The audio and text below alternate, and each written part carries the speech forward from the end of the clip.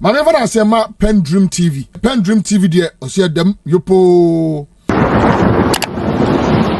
With Mr. Kwesi Pratt, because we've had we've had all the concerns that the NPP and the minority have raised. And I don't mind starting, yes. but I find it a little strange. Oh no, that Collins is here. Yes. And this is Collins and Co. who are raising these matters. Yes. And yet I get to start the conversation. No, it's not a problem. Yeah, no, I know. So you know why? Because we've played the videos. We've heard Salah Mustafa. No problem. And then also I've read the publication. I just thought. So you will not listen to Collins on this matter? I will. Okay. I will. It's not a problem for me. Yes, boss. Okay. Yes, sir. Well, I think first and foremost, we need to state the principles. And my study of history reveals that any position, any view which has become dominant today, or even proven scientifically, started as a minority viewpoint. Okay. If you go into history, the guy who first saw or believed that the earth was round and not flat was actually crucified on the orders of the clergy. You understand? That was one person. Today, all of us hold that as an immutable truth, that the earth is not flat. And that is why the right of free expression is important. Because if you don't encourage the right of free expression, you stifle debate, you stifle discussion, and you make it impossible for society to progress. So anybody who wants to see this country or any other country advance must uphold the principles of free expression. It is absolutely important. Now, in upholding the principles of free expression and so on, I think it's also important for us to be guided by law. Now, in this country, we ought to recognize that there's a hierarchy of laws. And indeed, the supreme law happens to be the 1992 Constitution. Every other law is inferior to the 1992 Constitution. Now, I'm looking at chapter 12 of the 1992 Constitution, and this is very interesting. I intend to read it all. Just two subsections. Subsection 1.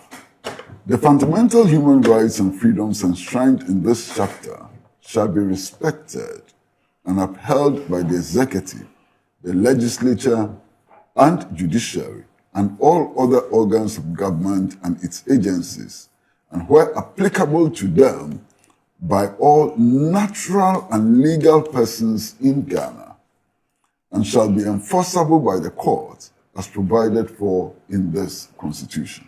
That's like what I said by preamble and so on.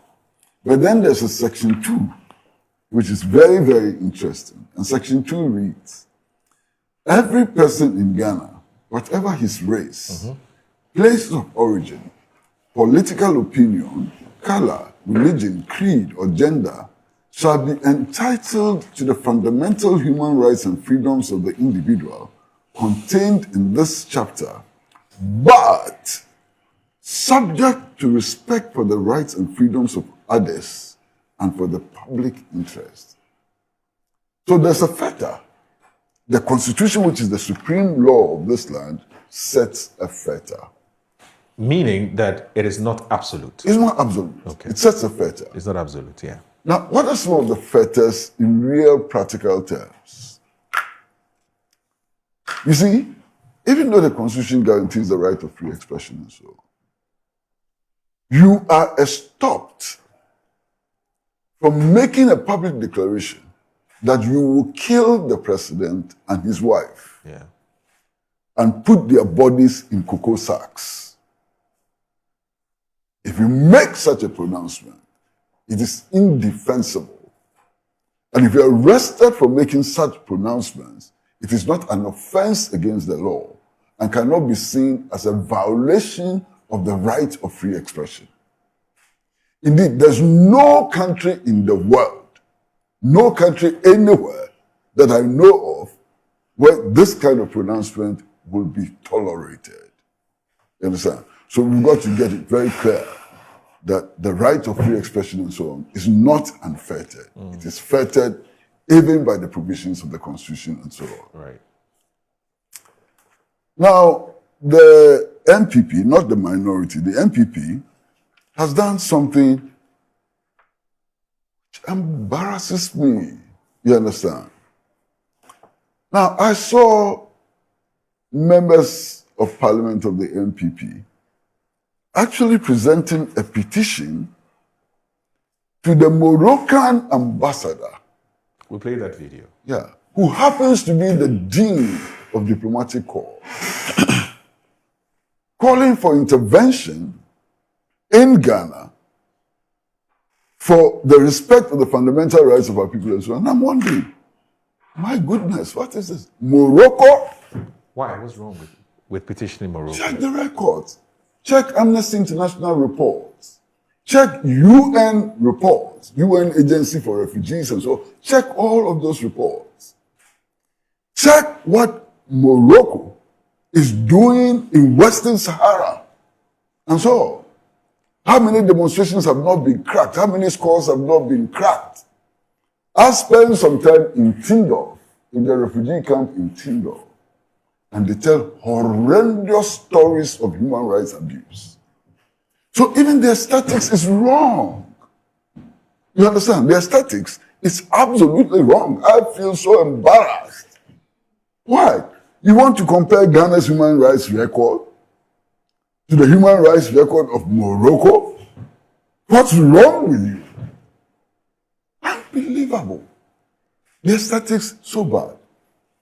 The argument will be that whether we like it or not, she's the Dean of Diplomatic Corps. I was just about to say that. Okay. Yes. Fine. How do people become Deans of Diplomatic Corps? The longer you stay, the more likely it is that you become the Dean. The Dean is actually the longest serving ambassador or high commissioner, you know. And that is why if you go around the world, in many places, the deans are usually Palestinians because they don't get changed very quickly. Right. You understand? And even in Ghana, until recently, the Dean of Diplomatic Corps was Mr. Ibrahim Umar, Right. ambassador of the State of Palestine, because he was the longest serving, you know, diplomat at that level. You understand? So that's not really an excuse and so on. So the issue about their human rights credentials doesn't even come up at all in the consideration of you being appointed as a dean. Do you get it? I'm saying that. So the issue about the human rights For as long as you are serving ambassador or high commissioner, so those are the factors. If you are the longest serving, okay, you become dean of the automatic. Diplomatic Corps. It's automatic. You understand? Okay. Unless, of course, you decide not to be. And there's been one case of a Palestinian ambassador, Mr. Atasari, who was due to become the Dean of Diplomatic Corps, who refused, you understand, and therefore went somewhere else. And that's how the Moroccan ambassador is the Dean. But be that as it may, I want us to look at the specific case of the Brown Ahafo, the Bono regional chairman of the New Patriotic Party. I want us to look at that specific case. And I'm in sympathy with the member of parliament who has actually said that we should take into account his condition of health. Even murderers, when they're on trial, we are enjoined to take account of their conditions of health on compassionate grounds. Right. Okay. Now, we have been told that Mr. Abronye was sick and even had to seek medical attention abroad and so on. So the court ought to be minded of his health in whatever decision it takes on Mr. Abronye. And I'm in sympathy with that kind of position. But once it can be proven that indeed he has a medical condition. Of course. Okay. I mean, you have to bring medical reports and all so of on. that, yeah. A competent doctor should attest to the fact that you are in bad health and so on. In fact, under some circumstances, even persons who have criminal liability are excused on grounds of health. You understand? So the health factor is an important factor, and we cannot ignore it. And for NPP members who are raising the health concern, I think that it is legitimate and something that we need to look at. But, Moro, show me again. Where in the world, United States of America, Germany, Italy, Kenya, Bujumbura, wherever, where in the world, can anybody make a statement that a sitting judge, whenever a case comes before him, goes to the presidency for direction before he makes a decision and walk free? Where in the world will this happen? This is a complete challenge to the authority of the court. Complete challenge. This is complete denigration of the court and its dignity and so on. I started my journalism as a court reporter, and I covered many court cases and so on. So I'm very familiar, with some of these matters. Do you know that if you enter a courtroom and the judge is dissatisfied with the way you are dressed, the judge can cite you for contempt of court? Right. The way you are dressed. If you read a newspaper in a courtroom, and I've been a victim before, I was in the Labadi court, one of my first court cases, I was in the Labadi court. Indeed, Justice Bobby, who is one of the most eminent jurists and so on, was the judge then. And I was reading a newspaper in court, and he ordered that I should be cited for contempt and put in the dock. I escaped prison narrowly as a result of pleadings by all the lawyers who were in court and so on. I escaped prison, but I ended up with a caution. You understand? Now, if you look at the law, there are two types of contempt. Contempt in facie cura and contempt ex facie cura. Yeah. So you commit contempt if you stand in the court, or if your actions or utterances are done in the presence of the court, that is, in the courtroom. You can be convicted for contempt, you can be cited for contempt, and so on. Contempt in facie cura. Then there is contempt ex facie cura. That is, things that happen outside the view of the court, outside the courtroom. Now, it is said that if you make utterances or take actions which offend the dignity of the court, it amounts to contempt. If you make utterances or take actions which prejudice the outcome of a case, you commit contempt of court, and so on. Indeed, in journalism school, we were told that even if a matter is not before court, if somebody is arrested by the police and there is every likelihood that the person will appear before court, and you make statements which are likely to prejudge the issue, you commit contempt of court. So this is the law. This is the law. Now, moral.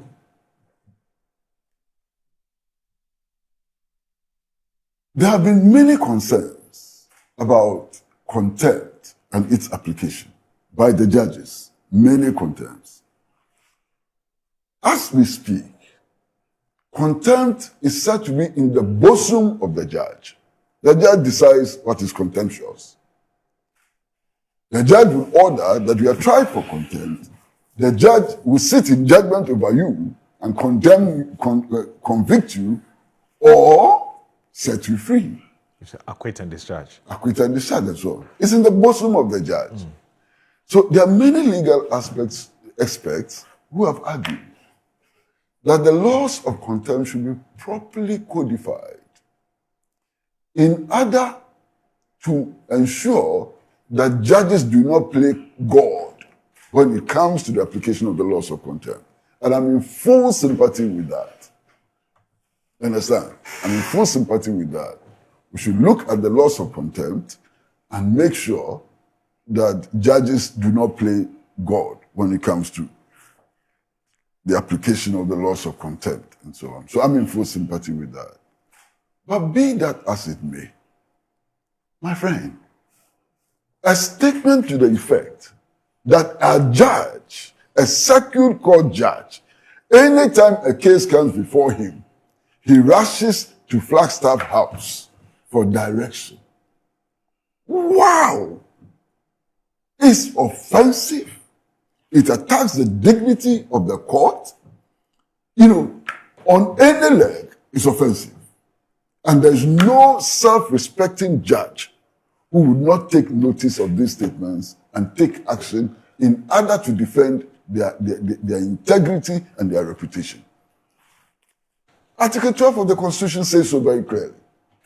You have a right to free expression, but you cannot use that right of free expression to damage others. And in this particular case, to damage a judge virtually beyond repair. If these proceedings do not take place, this stigma will stick to this judge for the rest of his life. And what is the value of a judge who always runs to the Flagstaff House for directions as to what decisions to make in cases? You have destroyed the judge completely. He's finished. Through the exercise of your right of free expression, you've destroyed somebody. And this Constitution frowns on that. This Constitution is clear. It frowns on that. Okay. But you see, that is not all. The whole hula baloo is about the decision of the court not to grant bail. Because in the view of the judge, if bail is granted, the accused person may continue to commit the offense for which he's being tried. That's sound legal basis. Why? Listen, granting of bail. The courts are entitled to refuse bail if the accused person is considered a flight risk. Yeah. What does that mean? What that means is that the judge, in his view and based on evidence, comes to the conclusion that if you are granted bail, you are likely to abscond. You have not absconded yet. You have not escaped yet. But the likelihood of running away from the law imposes on the judge a responsibility to restrain you so that you can face the full rigors of the law. This is lawful. I want to see one lawyer who will say that this is not lawful. This is lawful. And yet, I read the statement which was issued, and the argument that the NPP is making is that, oh, the guy has not repeated the offense. And that by putting him in remand, the judge is punishing him for an anticipated crime. Check the law, read the law. I didn't go to law school. But the law is clear on this matter. That if the judge believes that the crimes for which you are being tried will be repeated if you are set free on bail, the judge, in his judgment, can decide to refuse bail. And there are many, many instances. For example, rapists. Why do you think that in some jurisdictions, rapists are refused bail? Rapists are refused bail on account of the fact that they may continue raping others and putting other people in danger. Murderers, especially deranged murderers, are not released on bail because of the likelihood that the offense may be repeated. This is simple law. I didn't go to law school, my brother. I'm not a lawyer, but simple common sense understanding of the law makes this very clear. Unfortunately, the minority does not seem to appreciate this. Now, for me, there are other issues. The minority has come forward with a list of persons who were arrested because they expressed their views. And I'll choose just one. On that list is Paul Adum-Ochre. Somebody should tell me what views Paul Adum-Ochre expressed for which he was arrested. Somebody should tell me, what views did Paul Adumotre express for which he was arrested? I mean, you weaken your case by cooking up scenarios. You weaken your case. Paul Adumotre was arrested for expressing his views. Ask Paul Adumotre himself whether he was arrested for expressing his views. So what is this? You understand? And the others, I don't want to go there. I just want to use my own good friend's case. We know why Paul Adumotre, was investigated. It had nothing to do with the free expression of his views and so on.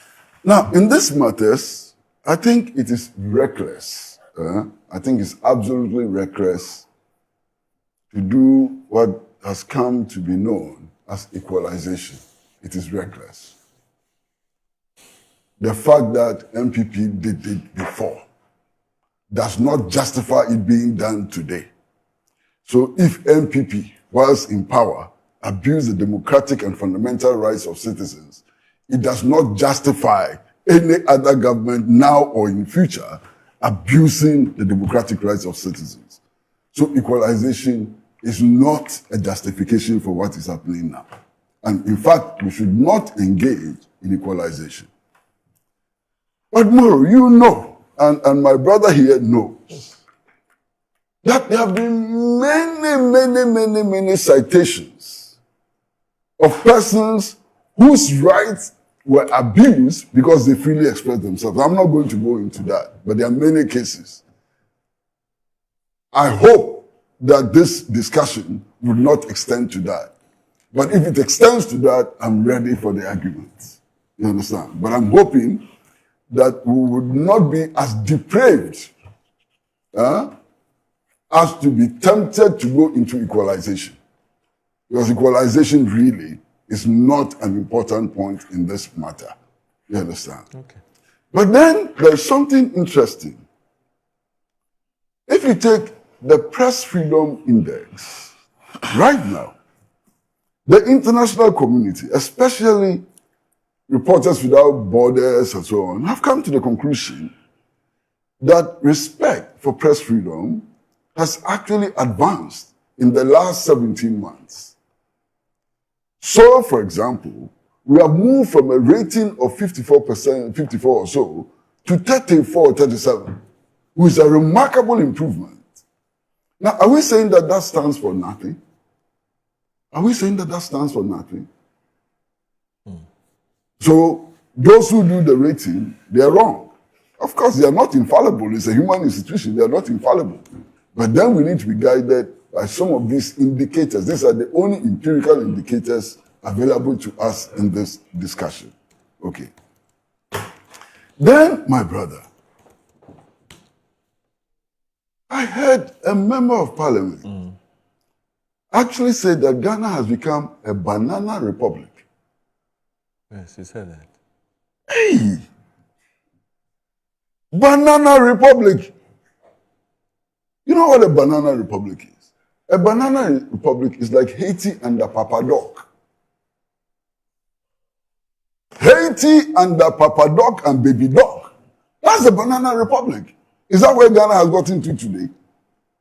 Can you, in all honesty, describe today's Ghana as a banana republic? But that's the person's view. Yeah, no problem. It's his view. Yes. But your views ought to have some grounding. Well, I agree. You just don't talk by heart. When you talk, it must be informed. There must be some grounding. Yeah. How can you describe Ghana today as a banana republic?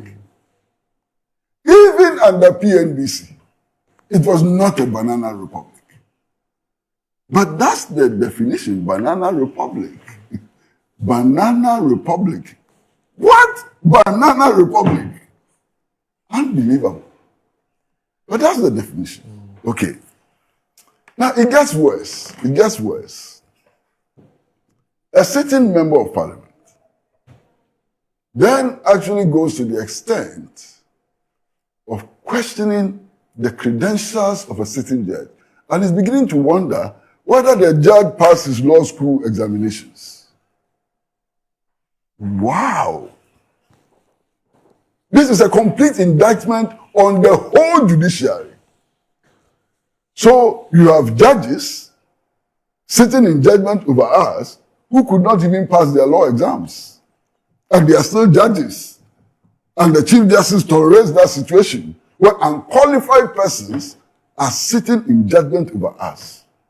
That's an indictment of the whole judicial system. Well, he wasn't making that as a statement of fact. He was just questioning. He was wondering. Yeah, but is that not interesting? Yeah, he was wondering. That a senior advocate, a senior lawyer, yes, a member of parliament, yes, can actually publicly at a press conference state that he's wondering whether a sitting judge passed his law exams. yes. Now, if he didn't pass his law exams, how did he become the judge? And so on. That's a serious matter. You understand? And then he goes on to say other things and actually challenges the judge to hold him for contempt. If you're a man, hold me for contempt. Brazen acts of impudence, arrogance. You understand? Brazen.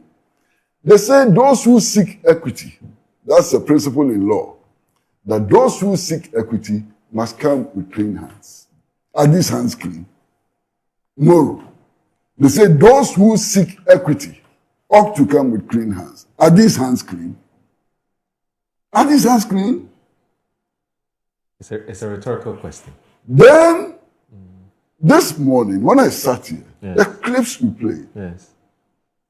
another member of parliament, brazenly in public view, with cameras on him, says that he's going to weaponize NPP youth to fight.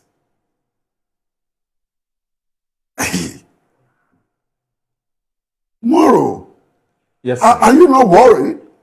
Collins, are you not worried? Collins, please look at me. Are you not worried? That you are publicly making declarations that you are going to weaponize your youth Uncle, to fight. you are referring to Salam Mustafa's statement. Salam Mustafa is a national youth organizer of the NPP. He's not an MP. Whatever it is, he's a party official. Yes. Please Yes. grant me that. I withdraw. He's not an MP. Yes. We just But wanted to factually accurate, he's a functionary of the party. Yes. And he makes a public pronouncement that, look, we are going to weaponize our youth to fight. Collins, are you comfortable with that? Oh, Collins, why? Me and you on this platform. I will, when you are done, I'll make my submissions. And I'll No, but in making your submissions, yes, I'll in making your submissions, I'll address I want to hear you loud and clear I'll address on that. this issue of weaponizing your young people to fight. What does that mean? I'll address that. Weaponizing your young people to fight, and then you turn around and say that democratic rights are being abused. What double standards? And so, Moro, any day, any time, all of us, whether we are NDC, NPP, and so on, should stand up in defense of press freedom. We should stand up in defense of the right of people to speak their mind. That is the only way our society, the Ghanaian society, can progress. Any system that cows people into silence is not a system that can facilitate and promote the development of our society. So we should stand up vigorously and fight for freedom of expression. We should, at any cost, even at the peril of our lives, stand for free expression. But what I'm seeing now is not advocacy for free expression. What I'm seeing now is not advocacy for the right of citizens to speak their mind. What I'm seeing now is the right of citizens to embark upon the path of reckless, absolutely reckless anarchy. And I'm worried about this situation. You understand? Okay. And I'm worried about this situation, especially as this advocacy covers people who threaten to kill the president and his wife. If you have a problem with the president, I can understand. The poor wife of the president. Who is the wife of the president in this dispensation? I mean, Madam Lodina Muhammad, what has she done? Does she make economic decisions? This is the one first lady who keeps to her corner. Check all the first ladies we have had in the Second Republic. first lady who keeps to a corner, and you make a public statement that you want to kill Lordina Mahama, you want to kill, first of all, John Mahama, and kill Lordina Mahama, not just kill them, put their dead bodies in cocoa sacks. And you expect us to salute you. You expect us to embrace you, to give you kisses on both cheeks and so on. What's wrong with you? No. And this is being defended. What? This is being defended. I can't believe it. Moro, I think that the issues are very clear. All right. They are very clear. You understand? So very clear. I need to take a breath because even the attack on the sitting Chief Justice. Yes. You heard the statement that, very soon he'll be 70. And that he has to take measures so that he will go on retirement with a dignified image. What has he done? What has Justice Bafuboni done to warrant this abuse? What has he done? He, like you, parliamentarians, is serving his country. He's serving his country the same way that Collins is serving his country. Justice Bafuboni is serving his country the same way that Afenyo Markin is serving his country. Why drag him into this? What has he done? My goodness. All right. Obviously, we'll take it's just a small breather. Stay with us. It's Good Morning, Ghana. Brought in handcuffs, no food, no water. They are sent to a court, a particular court, which is Court 9, a circuit Court 9. That has become the station for all these abuses. At all points and all times material. How do you keep somebody to say that you are going to be remanded, you stay in cells until the matter is determined? It's never done. It can only happen in a kangaroo or a banana state. Your Excellency, there is no reason whatsoever for the president to be watching over this and be instructing state institutions to deal with issues like this. We have basic human rights, which one includes bailable offenses, that you have the right to be bailed. The judge in this matter is not allowing for any of this. And it keeps going on, Your Excellency. We decided to show a lot of deference to the diplomatic community, so we decided to come with this respected number of men and women, not to come with any form of demonstration, not to trigger any form of problems, and that is why we have come here. As you heard my national organizer read to you, the general secretary of the party and the minority leader and the president in waiting, Dr. Mahmoud Baumia, sent us to come and do this peacefully. PENDREAM TV now, so far so good. Say open online portal e Ghana. Nipa share, nipa follow, nipa comment here. To my best of knowledge, without any biases, PENDREAM TV.